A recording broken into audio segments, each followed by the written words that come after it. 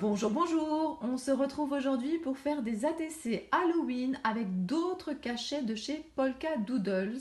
Je vous ai déjà fait des ATC avec les grands tampons monstres, comme j'appelle ça. Il y avait la petite monstre pour moi et il y avait le garçon monstre. Et bien maintenant, ce sont des plus petits cachets. C'est vrai que c'est beaucoup plus pratique pour mieux voir le fond de l'ATC. Alors j'ai adoré cette planche avec le petit Frankenstein, avec les petits fantômes, notamment celui qui a un couteau dans la tête. Je les trouve vraiment super jolis. Et donc voilà ce que ça donne en tampon. En plus des petits textes, une toile d'araignée, vraiment tout ce qu'il faut. Donc ça c'est la première planche.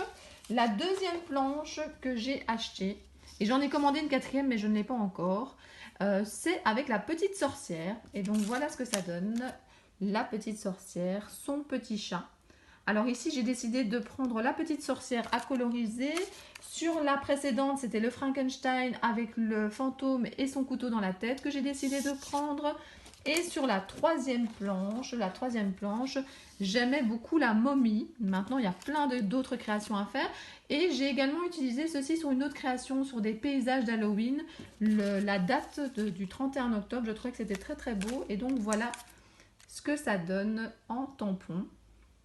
Alors vous savez, si vous me suivez, que moi ce que je fais, c'est que quand je m'achète des cachets, dans la mesure du possible, en fonction du temps que j'ai, j'essaye de très rapidement les tamponner sur du papier aquarelle. Alors le papier aquarelle que j'utilise, alors justement j'ai tout mon matériel près de moi. J'ai mis ça dans une petite farde pour en avoir toujours près de moi. Donc je vais essayer de vous trouver la petite farde, voilà. J'espère que vous n'aurez pas trop de reflets. C'est le Canson Aquarelle XL. Et c'est du papier 300 grammes à l'intérieur. Donc pour moi, c'est vraiment le papier aquarelle que je vous conseille, sur lequel en tout cas moi j'aime beaucoup coloriser. Donc ce que je fais, c'est que très rapidement, quand j'achète des tampons, je les tamponne sur du papier aquarelle avec de la Versafine. C'est très important d'utiliser de la Versafine parce que la Versafine ne va pas baver au contact de l'eau. Puisque moi j'aime bien coloriser avec des Neocolor 2, je vais vous les montrer tout de suite. Et les Neocolor 2 se travaillent avec de l'eau. Alors, soit vous utilisez un pinceau à réservoir d'eau, soit vous utilisez comme moi en fait de l'eau et un fin pinceau. Voilà le matériel que j'utilise pour coloriser, ma boîte de 30 Neocolor. J'utilise également, je vous en parle souvent, c'est en fait les emballages où on met des lentilles journalières. Mon mari en met pour faire du sport et moi je les garde. Pourquoi? Parce que ça permet, avec le petit spray d'eau que j'ai toujours sous la main, de mettre juste un petit peu d'eau dedans. Quand on colorise en tout cas des petits éléments avec des fins pinceaux, on n'a pas besoin d'avoir une grande quantité d'eau près de soi et donc on risque juste de le renverser sur sa création. Donc moi je fonctionne avec une petite quantité d'eau et du sopalin à portée de main pour enlever au fur et à mesure quand je change de couleur. J'utilise également généralement le pinceau 3-0. Je trouve qu'il a une bonne taille. Alors ça a l'air assez fin, mais je vous assure que quand vous avez plein de petits éléments à coloriser, c'est vraiment la bonne taille. Et donc ce sont, voilà comment ça se présente, hein, je vous l'ai déjà montré, tout est en désordre, hein, il y en a même une qui s'est cassée. J'ai vraiment depuis longtemps cette boîte. Je pense que c'est vraiment un bon achat à faire. Il existe des boîtes de 10, de 15, des boîtes de 30, de 40 et je pense que la grande, il y en a plus de 80 dedans. Vous pouvez également les acheter à l'unité. Alors, la colorisation, je n'aime pas me filmer en faisant ça parce que je fais ça en plein de petites étapes. Parfois même, je colorise, je laisse sécher, je repasse une couche. Je vous ai déjà expliqué que je fais ça également dans mon lit, à la piscine des enfants. C'est très difficile pour moi de me filmer. Les dernières que j'ai faites ici en partie, je les ai faites à une soirée colorisation avec mes copines, mes scrap amies même. Et c'était vraiment super chouette. Moi, c'est vraiment la chose qui me détend le plus pour l'instant, c'est de coloriser avec de l'aquarelle. Donc, je vais vous montrer le résultat. La dernière fois, je vous ai donné quelques conseils pour coloriser. Si vous voulez, je peux les redonner. Donc, pour moi, il y a 3 façons en fait de coloriser, 3 façons de prendre la couleur. Alors, c'était pas du tout prévu. Je suis en train d'essayer de trouver un petit bout. Ben voilà, je vais prendre ceci. Je vais prendre un petit bout ici sur le côté qui n'est pas utilisé. Alors pour moi, il y a 3 manières d'utiliser les Neocolor. Je prends un petit peu d'eau. Alors, je vais mettre ça ici. Alors, soit vous prenez directement sur le Neocolor. Donc je prends une couleur au hasard. Je prends de l'eau ici dans mon petit récipient. Et je viens chercher la couleur ici au-dessus. Alors je ne sais pas, ça va peut-être être un petit peu flou. Je pose ma couleur, vous voyez. Et puis je viens rechercher de l'eau pour le dégrader. Alors, je vais prendre une couleur un petit peu plus foncée, je pense que vous verrez mieux. Je recommence. je viens chercher ici sur la couleur, donc sur la pastel, je viens mettre ma couleur, je reprends de l'eau et je peux avoir ici un dégradé de couleur. Une autre solution, je viens poser ma couleur, d'accord? Je prends de l'eau et de la même manière, je viens, alors peut-être en faisant des petits ronds, ça c'est à vous de voir, je viens étirer ma couleur. Une autre façon encore, c'est de le mettre dans un récipient, sur une chemise plastique où vous voulez, de venir y rajouter un petit peu d'eau et comme ça, vous avez également votre couleur. Donc vous voyez, il y a vraiment plusieurs méthodes. Et pour une colorisation, je vous avoue que ça me prend quand même pas mal de temps parce que voilà, je fais petit peu par petit peu, je réfléchis, je reviens sur une colorisation. C'est difficile en fait à expliquer, voilà, comment, parfois je me dis, ah non, là il n'y a pas assez d'ombre, je rajoute un petit peu de couleur. Donc voilà, c'est un peu au feeling, je pense qu'il faut s'entraîner, il faut voir ce qui vous plaît. Peut-être qu'une colorisation que j'aurais fait, ben, ça me plaît, mais ça ne plaira pas à quelqu'un d'autre parce qu'il préfère avec plus de couleurs, plus de dégradés, ou au contraire uniforme. Donc je pense que c'est vraiment une question de goût. Alors, je remballe ceci pour vous montrer les différentes colorisations, pour après les utiliser sur des créations. Alors, j'ai fait deux petites sorcières qui se ressemblent très fort. Voilà, mais qui vont terminer sur deux créations différentes. Alors, qu'est-ce que j'ai fait également? J'ai fait ici un petit fantôme. Alors, j'aurais pu le laisser blanc, mais j'ai préféré mettre un petit peu de gris et de mettre des petites joues roses. Je trouvais ça sympa.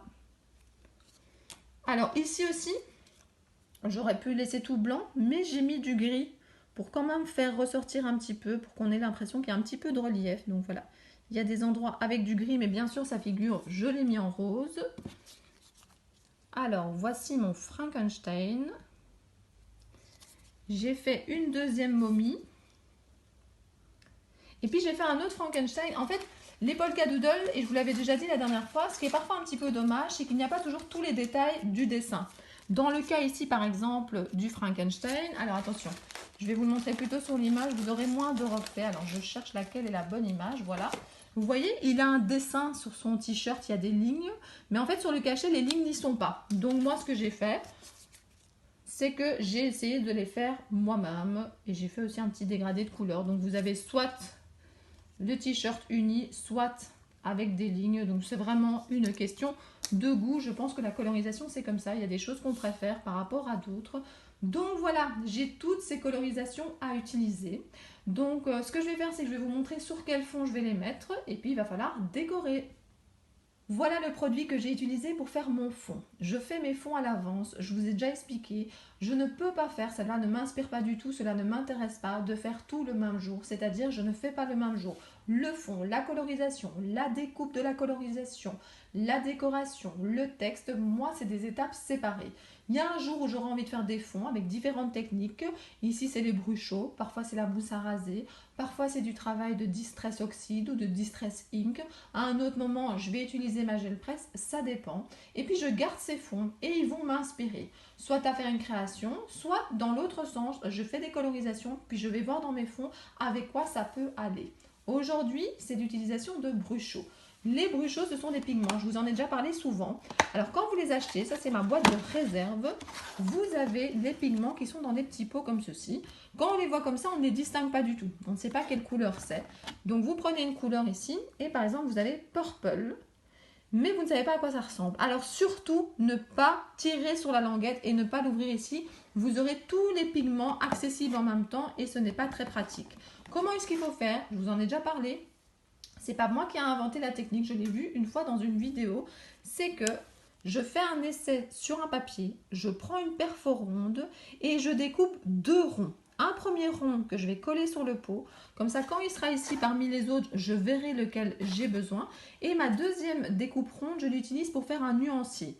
Ensuite, vous voyez qu'il y a une pique à l'intérieur. C'est beaucoup plus pratique puisque comme ça sera un peu comme du sel et du poivre. Il y a un tout petit trou et donc il n'y a pas trop de pigments puisque ce sont des pigments colorés qui vont sortir en même temps.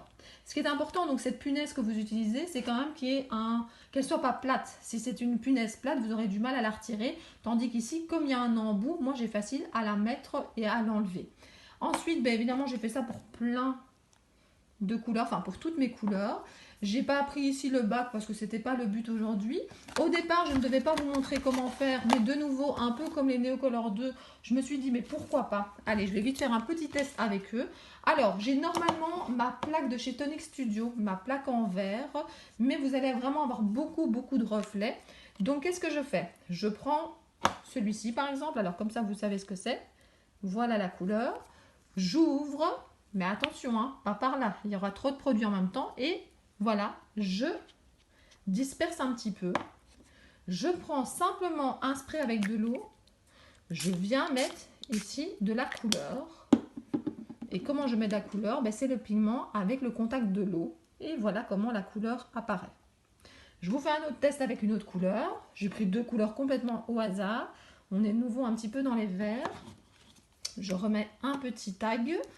Je tapote un petit peu de couleur. Alors, il y en a quand même pas mal qui est tombé en même temps. Donc, qu'est-ce qu'on peut faire aussi? On peut prendre un petit pinceau et venir disperser un petit peu comme on veut. Voilà. Et puis, peut-être en remettre un tout petit peu quand même. On peut même mélanger deux couleurs, n'hésitez pas. Enfin, il y a des vidéos où je ne parle que des brushos ou presque. Ici, c'était pas le but normalement à la base. Et ici, vous voyez qu'on a du vert, mais qu'on a quelques petits pigments aussi dans les tons de mauve. J'avais fait un grand fond en format A4 avec les brushos et je suis venue découper avec le petit dice ATC. Celui-ci, c'est de chez Marianne Design, si je ne me trompe pas. Je suis venue découper plein de petits fonds comme ceci ATC. Alors, il me semble que quand j'ai fait ce fond, j'ai utilisé à 90% en fait des brushos, mais je pense que j'ai utilisé aussi un tout petit peu de Magical, ceux qui sont également des pigments. Ensuite, qu'est-ce que j'ai fait pour pouvoir déposer mon fond sur la vraie dimension d'ATC? Donc la dimension d'ATC, c'est 8,9 sur 6,4. Donc j'ai pris pour ça le grand dice ATC. Les deux sont fournis dans le même emballage et j'ai fait une carte en noir pour pouvoir y déposer mon fond et qu'il ressorte bien. J'aime beaucoup faire un fond et avoir la couleur noire derrière. Et puis c'est le thème Halloween, donc je me suis dit du noir pendant Halloween, c'est quand même le bon moment. Donc voilà, j'ai fait ça pour un, mais j'ai fait ça pour plein d'autres également. Donc regardez, j'en ai 9 pour l'instant, j'en ai beaucoup trop par rapport au nombre de colorisations que j'ai. Je les mets dans une chemise plastique comme ceci, qui est au départ pour pouvoir y ranger des cartes Pokémon. Ces fards de plastique, on peut les trouver notamment sur Amazon. Et je trouve que le grand avantage, c'est de pouvoir prendre la colorisation qu'on a et de venir en fait déposer. Donc, j'ai pas encore collé le fond noir. Vous pouvez venir déposer et vous dire « Ah, mais peut-être que ça serait vraiment très joli ici. Oh, mais je vais prendre mon petit Frankenstein et il est peut-être mieux sur ce fond-là. » Enfin, il faut tester. Donc, ça me permet à un moment de décider. Et si je décide, alors ça sera peut-être pas le cas, hein, c'est juste pour vous montrer que mon Frankenstein, il va aller sur cet ATC-là, eh ben, je le mets dans la farde plastique et je sais en tout cas que celle-ci est réservée. Et je vais faire ça pour tous les personnages. Et puis, la partie qui est vraiment très gaie à faire, c'est d'assembler tout ça et de décorer. Voilà les combinaisons auxquelles j'ai pensé. Donc, voilà où vont se trouver les différents personnages. Voici les planches de tampons que je vais utiliser pour la décoration. Vous avez d'abord celle-ci. Alors, cette planche de tampon, c'est de chez Delusion. Donc, vous avez la marque ici. Et c'était fourni également avec un pochoir que j'ai utilisé pour faire des fonds. Très sympa. La combinaison des deux. Donc ça, c'est la première planche que je vais utiliser. Je suis fan pour l'instant de tout ce qui est Marianne Design, les silhouettes. Et là, ce sont les silhouettes d'Halloween. Si vous me suivez sur Instagram et sur certains groupes, j'ai notamment publié une partie des décors d'Halloween que j'ai fait avec cette planche-là. Et bien entendu, je vais regarder, je n'ai pas encore de projet dans ma tête, donc je vais regarder au fur et à mesure sur les 3 planches que je vous ai montrées au début, s'il n'y a pas des textes ou des décorations que je peux utiliser directement avec la Versafine sur le fond au brushot. Peut-être qu'il y a d'autres éléments que je vais également utiliser comme des textes, mais je vous montrerai au fur et à mesure. J'ai déjà fait plusieurs fonds que je vais vous montrer après. C'est pour ça que vous voyez sur mon papier de brouillon qui est dans ma presse à tampons qu'il y a déjà plein de tamponnage, de semi-tamponnage. Je mets une feuille de brouillon dans ma presse à tampons pour ne pas dépasser sur la presse à tampons parce que j'utilise régulièrement des cachets en partie. Alors, je voulais vous montrer comment je fonctionnais au moins avec une décoration de fond. Là, j'ai placé les différents fantômes que vous avez sur cette planche-là. Ce que je fais, c'est que je prends ici, hop, je viens pousser pour prendre mes tampons clear. Ensuite, j'utilise de la Versafine. La Versafine, c'est vraiment mon indispensable. Je n'utilise presque que ça en encre noire. J'en mets bien partout, mais de toute façon, si j'ai oublié un endroit, vous savez peut-être déjà qu'on peut repasser. C'est ça un des avantages de la presse à tampons. Je viens ici, hop, j'appuie. Je regarde si tout est bien imprimé. Eh bien oui, je ne dois pas repasser. Moi, ça me convient très très bien. J'enlève mes tampons. Je vais les nettoyer après. Mais maintenant, ce qui m'intéresse, c'est surtout de faire des petits sourires, des petits visages à mes fantômes. Alors, c'est la première fois que je les utilise. Ce que j'aimais bien, c'est que vous avez ici différentes expressions. Et donc, il suffit de réfléchir lesquelles vous allez mettre. Alors, je n'y ai pas du tout réfléchi au préalable. Donc, par exemple, je peux mettre ici ce visage-là pour ce fantôme. Ça colle un petit peu au doigt. Hop, voilà.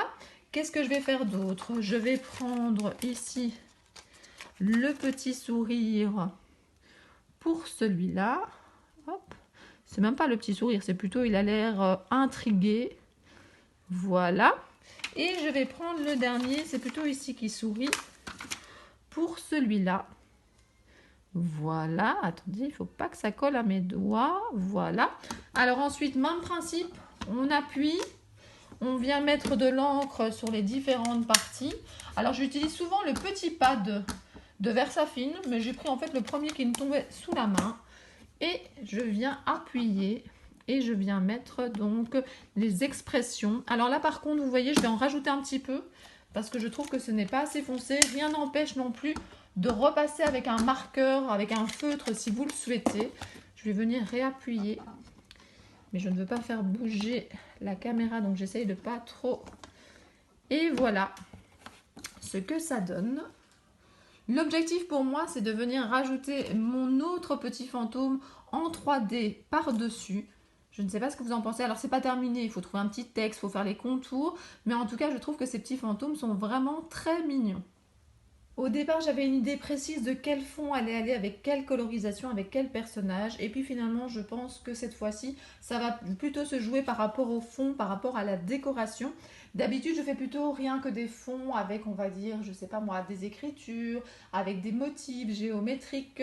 Ici, j'ai quand même rajouté aussi des maisons, des arbres, des toiles d'araignée. Donc je pense que ça va plus se jouer par rapport à quel personnage va le mieux. Donc je vais tester, vous voyez, je vais continuer à faire mes fonds et puis je vais tester avec mes différents personnages. Donc pour l'instant, j'ai fait cette maison-là.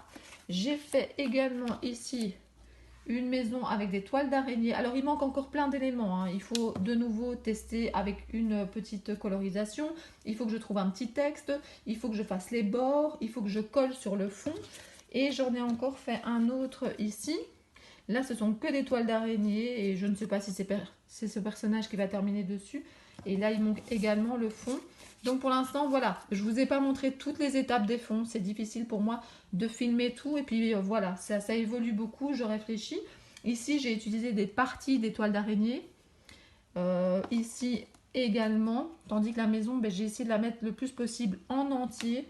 Bon, je vais continuer, hein. Il y en a encore quelques-uns à faire. Et puis voilà, nous déciderons du résultat final, c'est-à-dire quel personnage va aller sur quel fond. Et surtout, moi j'ai besoin de mettre un petit texte, un petit sentiment. Nous nous retrouvons pour le résultat final des différentes ATC. Alors, par quoi je vais commencer? Par une des petites sorcières. Voilà la première ATC. On voit qu'elle n'est pas très contente, elle a l'air d'avoir peur de quelque chose. Donc le petit message lui dit zen. Et alors vous verrez peut-être pas, mais il y a des petits points transparents. Donc voilà la première. Donc j'ai rajouté du noir sur les bords sur toutes les ATC. Alors la deuxième petite sorcière. Alors j'ai commencé à coloriser avec du néocolor noir le chaudron. Mais peut-être que je rajouterai encore une petite couche. Alors une belle histoire. Et pour attirer le regard vers ce texte, 3 petits dots avec le produit Nuvo Drop noir. Et j'ai rajouté une petite araignée. C'est une déco de table, ce sont les petites araignées, il y a même des petits fantômes et tout ça qu'on peut mettre pour décorer les tables. Ensuite, j'ai ici une petite momie. Il est marqué boue. Il essaye de faire peur. Et alors, ce que j'aime bien, c'est que j'ai mis le pied comme s'il sortait de la TC. Donc, à cheval entre le premier fond et le deuxième, c'est-à-dire le noir. Une petite chauve-souris. Et de nouveau, 3 petits points pour attirer l'attention vers le texte.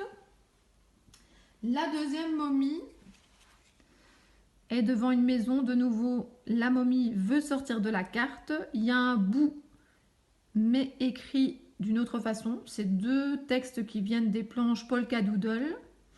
Et alors, j'avais mis des petits points blancs. Et en fait, les points ont pris la couleur des pigments qui étaient en dessous. Ce qui ne me dérange absolument pas, hein, mais comme ça explique un peu le résultat.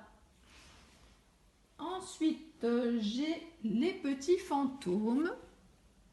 C'est de nouveau, c'est des points transparents, mais qu'on ne voit pas beaucoup. Et puis, voilà. J'ai mis le fantôme par-dessus, mais je voulais garder les yeux des 3 fantômes, comme ça, qui le regardent, ou en tout cas qui créent de l'ambiance. J'avais pris le fond qui était le plus clair, évidemment, pour faire les fantômes. Ensuite, on a le Frankenstein ici, croquer la vie à pleines dents. Et je trouve ça super sympa parce qu'en fait, ça peut avoir 2 sens. Peut-être qu'il mange les petits-enfants. Ou en tout cas, ça fait passer un message. Parce que comme il a ce petit sourire, c'est voilà, profiter de la vie.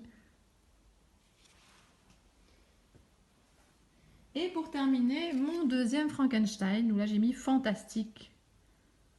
De nouveau parce que c'est un personnage fantastique et puis ça peut avoir un deuxième sens en disant que c'est vraiment très très chouette.